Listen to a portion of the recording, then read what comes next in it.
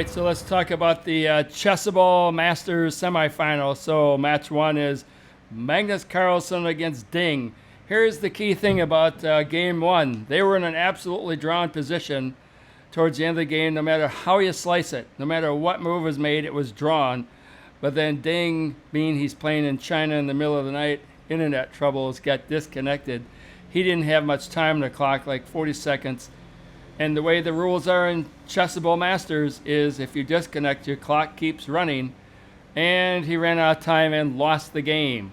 So, but Magnus Carlsen in game two, so it's 1-0 Carlsen. In game two, Carlsen sacrificed his queen on move 4 and just resigned and took the loss. In other words, he showed an extreme case of sportsmanship because he knew that even though the rules are what they are, he felt it was unfair and he doesn't want to lose that way, and he just respects Ding on the board and as a human, and how can you not with Ding, right? He's a very humble man and an excellent chess player, number 3 in the world. So he threw the game to make it even. I mean, no matter what you think of Magnus Carlsen, and sometimes I think he's got an ego that gets the better of him and he can be a little bit of a dirtbag at times, but in this case, he just showed his true colors by being a sportsman that way and a competitor, and tip my hat to Magnus Carlsen. He didn't have to do that, and as he said later, if I had lost whatever, the next game or whatever, I might have thought twice about it. But anyways, so in game 3, let's take a look. Well, it ended up going into blitz. Okay, so it doesn't matter. They both had their chances, whatever. After 4 games, it ended up being a draw, so they went to the 2 blitz games. And in the first game, it was a draw. In the second one, Magnus got Ding, so he took the match type of thing. But again, tip my hat to the sportsmanship of Magnus Carlsen, and that's one of the reasons he's the world champ that he is. So let's go on to match. Not much more to say on that one. Let's go to Nepo and Gary. First game was a draw. Second game, Gary pulls out the win. 1-0. What is it with Gary? Man, Anish Gary. He got a win. Unbelievable, but true. But there's something I want to talk about. They had Sam Shanklin, the Grandmaster, who's currently at like 2690 or 91. He was last year up over 2,700, etc., as an announcer. And I'm just going to be straight up honest. I'm not impressed with him as an announcer.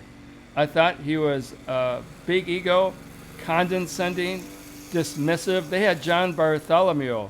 As you know, John Bartholomew has the YouTube channel for learning about chess and training, whatever. That's immensely popular. And he and another guy started Chessable Masters, or Chessable, which is the sponsor for this current tournament, of which the semifinals are being played. He's a very laid-back guy, and I just thought Sam Shanklin was dismissive of Yasser Seirawan, Bartholomew. I know everything. I was a super grandmaster. Listen to me. Yasser would say something, and he'd kind of dismiss him. Well, let's talk about Yasser Seirawan. In his peak, in his heyday when he was playing, he had a peak rating of 2658.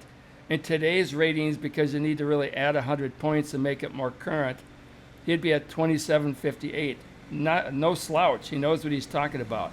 So I just I didn't like the dismissive nature of Sam Shanklin as an announcer. I give him all the respect in the world as a grandmaster, but that's just my 2 cents.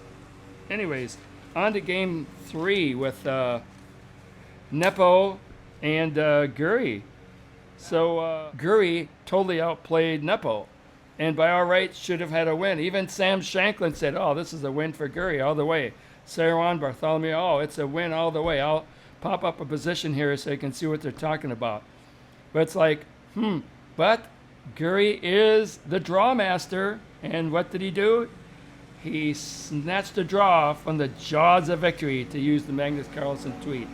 I think Guri at home in his backyard has probably got a tree that every time he gets a draw, he takes a pen or a knife and makes a notch for every draw. That whole tree trunk is nothing but notches from draws. He's got a Chessable Masters course coming up on the French defense. I think he should just have one on how to get a draw in all positions, winning and losing, because he is the best at getting draws. All right. All right, next one, game four. So let's talk about game four between Guri and Nepo. All Guri needs is a draw, and he ended up in a promising position.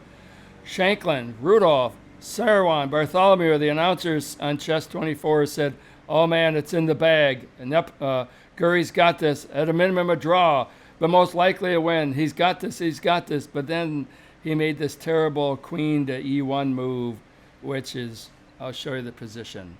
And then they're telling you how their shoulders just slump. You can hear their voices slump and their shoulders slump. It's like, oh, Guri, what are you doing? Blah. What kind of move was that? Well, it just turned things around. And then Nepo made a comeback. The fighter that he is, the nifty craftsman that he is, and he ended up in a really strong position. And then the shoulders picked up. All the announcers said, no, Nepo's got this in the bank. Shanklin, being the confident GM that he is, said, oh, this is it. This is how you win it. Boom, done, over. Finito. Well, but then either Nepo made a bad move or Guri made a good one, and it got turned around. And in the end, guess who won it? Guri, the Drawmeister, actually won another game and won the set. Woo! And afterwards, Anish, being the fun little guy that he is, said, oh yeah, that E1, I don't know what I was thinking. Terrible move. But he won it. So he moves on into the set two with a 1-0 lead. See you tomorrow.